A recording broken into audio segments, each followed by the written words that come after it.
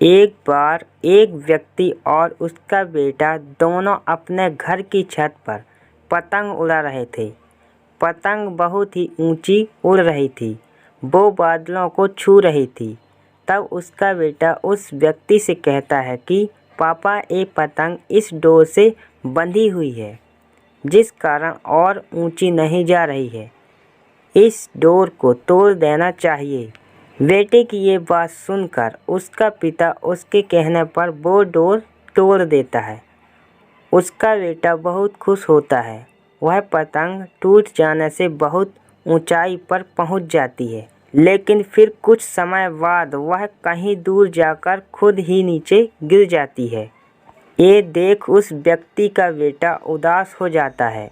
फिर वह व्यक्ति उसे कहता है कि अक्सर हमें लगता है कि हम जिस ऊंचाइयों पर हैं, उस ऊंचाई से और भी ऊपर जाने से कुछ चीज़ें हमें रोक रही हैं, जैसे हमारा अनुशासन, रिश्ते, माता पिता और परिवार। इसकी वजह से हमें लगता है कि हम अपने जीवन में इस कारण ही सफल नहीं हो रहे हैं। इन सब से हमें आज़ाद होना चाहिए।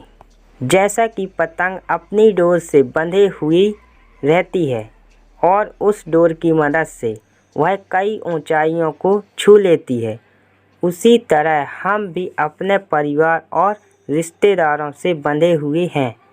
यदि हम इस धागे से जुड़े हुए रहेंगे तो कई ऊंचाइयों को छू लेंगे, लेकिन यदि हम इस धागे को तोड़ देंगे तो ठीक इसी पतंग की तरह कुछ समय तक ही सफलता से उड़ पाएंगे, अंत में नीचे गिरकर ही रहेंगे। ये पतंग जब तक नई ऊंचाइयों को हासिल करेगी तब तक वह अपनी डोर से बंधी हुई है, लेकिन जब पतंग अपनी डोर से मुक्त हो जाती है तो वह कुछ समय में ही नीचे गिर जाती है।